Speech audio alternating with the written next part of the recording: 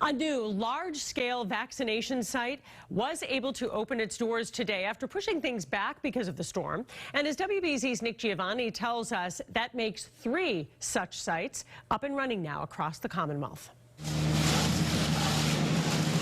Clearing a path to Fenway Park. Crews were out early Tuesday morning, scooping snow and salting sidewalks. With another day of vaccinations on deck. It was easy. We didn't have all the snow. I didn't even have to dig the car out. Unlike opening day at Fenway, which started more than an hour ahead of schedule to account for the incoming nor'easter, the new large-scale vaccination site resumed its regular schedule, with appointments starting at 9 o'clock. It's really nice that they're doing it like here in Gillette, so it's more accessible for like large crowds. I'm glad it's finally here. Yeah. What does this mean to you? Well, it means I've got a shot not to get it. If you'll excuse the pun.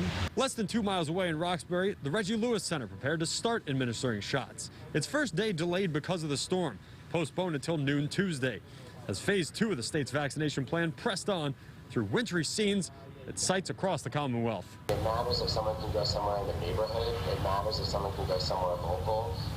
The Reggie Lewis being that first place. So Fenway's important, Gillette's important, but having Reggie Lewis get started and then building up is also going to be really important, as well as other community-based sites, so people can go places they've been. Now, if you have an appointment here at Fenway, you're now just being asked to come in as scheduled, no longer an hour early. That said, if you don't feel comfortable making it out in these conditions, you can reschedule. Reporting in Fenway Park, Nick Giovanni, WBZ News.